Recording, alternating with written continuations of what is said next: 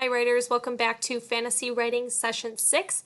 Today we'll be looking at how to use plot diagrams to organize our thoughts while writing, and also we'll begin flash drafting. So hopefully at this point you have watched the Disney Pixar video about plot diagrams. They are extremely important to creating a story as they keep us focused and on task while writing.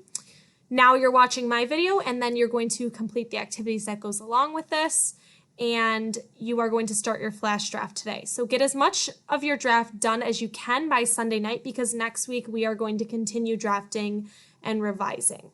A note from Mrs. Trumbull, she said to feel free to read her fantasy chapter book example as a mentor text to help guide you or maybe inspire you. Your draft does not need to be this long. She said she got a little carried away, but she was just having so much fun with it. So if you would like to use that as an example, you may. So let's take a look at our lesson for today.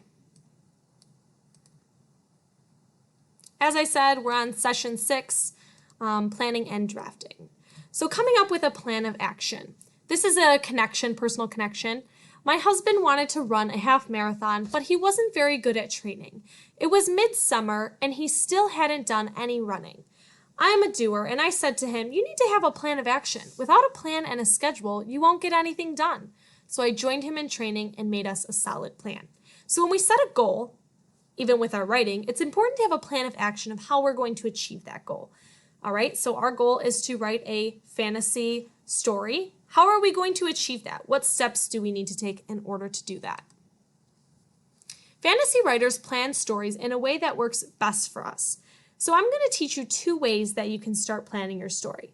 The first one is a timeline tool with important events that are marked out. And the second one is a story mountain that shows the building tension, the climax, and the resolution of a story. It's sort of like an arc or a mountain, and you'll see that in just a second. Choose one story idea, then pick one planning strategy and plan out your story. So for today, you are going to narrow down what story idea you are picking out of your several options that you've been brainstorming. Then you're going to pick one planning strategy and plan your story. So here is the first strategy. You can come up with a timeline. As you can see, here is the timeline. Within each tick mark, we have our first event, second, then next, and finally. So this is a timeline of the events that happen within the story so that you can keep track of what your next event is and what you need to do in order to get your story to that point. So this is a very useful timeline. If you would like to use this one to map out how your story is going to flow and what events will take place, then go ahead and choose this one. We also have a story mountain. A story mountain, as you can see, there is a mountain in the background. We start out with the introduction, so tell us a little bit about what happens in the intro. Then we have a beginning event. What's going on in your story? I call these 2 events the build-up. We're building up to this big event in our story, okay? So this big event is also known as the climax. It is the focal point of your story. So maybe this is when the 2 main characters finally clash, or the biggest battle happens, or the main character is trying desperately to obtain the magical wand in this scene, and they're fighting the anti-hero in this big event. But in order to get to that big event, we first have to build up our story with some background information, some smaller events that would happen, and some supporting details as well.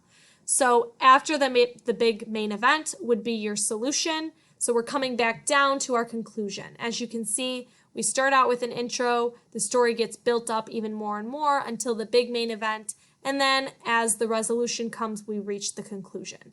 So if you're filling out these 2 strategies, pick one of them, and you're going to just fill in a few blurbs. You can bullet point. Doesn't have to be complete sentences necessarily. You're not writing your paper on here. This is just an outline tool to help you plan. Here's another personal connection example, talking about details. When I talk to my sister, she can bombard me with details about things I have missed. I often can't get a word in otherwise. I find all the information way too overwhelming. I have to tell her to stop and tell me the main events and then elaborate. So when we're writing, we want to think about what the main events are in our story and then elaborate. So try not to get too carried away with all of those supporting details. Beginning to draft. Fantasy writers begin to draft their story aiming to include up to 4 scenes. One scene where we meet our characters and learn of their quest, so what is their goal? one scene involving a challenge, one scene involving a second challenge, and a final scene that ends their quest happily. So again, following that story mountain. Overwhelming our reader with unnecessary detail is not a good thing. It's easy to get carried away and write 20 pages, but more does not mean better. It is important to concentrate on those 4 scenes. Each scene must develop detail about the place, setting, daily life, dress, and the magic. It is more important to fully develop those 4 scenes than to write an overwhelming amount of scenes that are more plot-driven than detail-oriented. Your scene should aim to develop your hero, allowing your reader to connect with their quest. Your second scene should concentrate on your hero encountering their antagonist for the first time. So in the beginning, like I said, you're introducing your main character, then they're approaching this antagonist or this anti-hero for the first time and recognizing, we might have an issue here. Your third scene should involve another challenge, so maybe this main event, this main climax of your story. And then your final should end your hero's quest with a happy ending. So we're following that story arc once again. I love to read, and I often begin a book, and before I know it, hours have passed, and I'm just so lost and captivated in my book. When you're writing a story and you get lost in your own story, it's more likely that the reader will also get lost in your story. So if you can really get so invested into your story that you lose track of time, it's likely that your reader will also find it very engaging. If you don't find your story very engaging, chances are your reader won't either. So try to make sure it's something that you're passionate about and that you think is interesting as well. The best ways for writers to begin drafting stories is to close our eyes and allow ourselves to get lost in the stories we're about to write. So let your imagination picture everything you're about to put on paper and then write it down. It's pretty easy to assume that the reader sees what you see, but it's our job to show and not tell. So we have to show, using words, what we're seeing in our minds. I always say paint a picture using descriptive language to bring your story to life. For example, I could say the magical key opened the lock, or I could bring my reader into my world and say the glistening key rose from the ground and with an assertive loud click turned the lock in the archaic wooden door. So now I have this very descriptive image of what exactly is happening when the key opens this lock. So try to use that descriptive language to really paint a picture for your audience. When we say show, not tell, we mean use this descriptive language so that the reader can see what you're saying. I could say the magical key opened the lock, or I could bring my reader into my world. This is something that we just talked about, and we have an image to go along with it, okay? Fantasy writers also draft knowing that they are going to have to do a little convincing to get their readers to suspend disbelief and make a world that rings true. So when you're reading a fantasy story, it can be easy to say, oh, this would never happen, because it's fantasy. But it's your job to make it a little bit convincing so that they think, what if this actually did happen?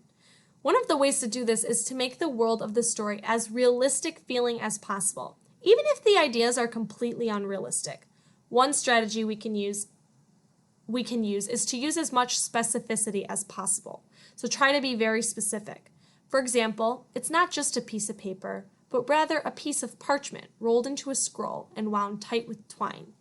Or it is not just a shoe, but a delicate glass slipper. So by being very specific about your descriptions, you're making these objects seem realistic to your audience. When things seem more realistic, your story is more convincing.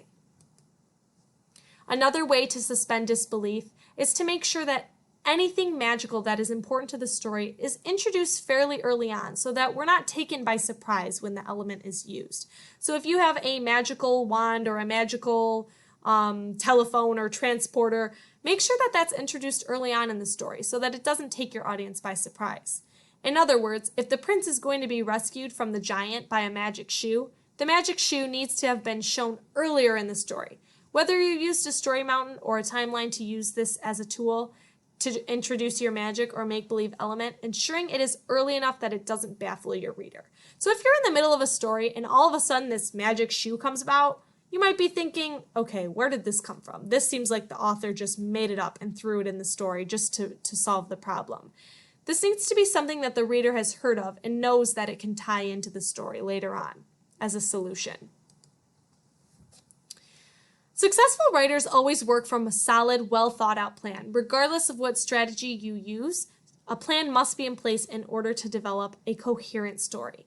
Even though it's hard, successful writers concentrate on developing detail in a small number of scenes instead of writing endlessly and making it very overwhelming for their reader. So you're going to think about the 4 scenes that will make up your story. Your introduction, and you're going to have a build-up, a main event, a resolution, and your conclusion. Discuss the details that make up each scene. Readers and writers, sometimes it is easy to tell this story verbally to someone so that you think about where you want this story to go and then write it down on paper. Sometimes saying our ideas out loud can help us to keep track of what we want to say. As a writer, you can have the best imagination and craft a wonderful story in your head. It is essential to show your reader and not tell them. Bring them into your world using descriptive language. Writers have the freedom to fabricate anything they desire. Good writers make their readers suspend disbelief by finding reality in their fantasy. Successful writers use magic sparingly and early in their story to suspend disbelief, drawing in the reader. So include that magic, but don't go overboard to the point where it's completely unbelievable. Look at your story mountain or story map and think about a good place to introduce your magic. Then you're going to begin drafting. So for today, you're going to complete one of the following 2 slides, either the timeline or the story mountain as an outline.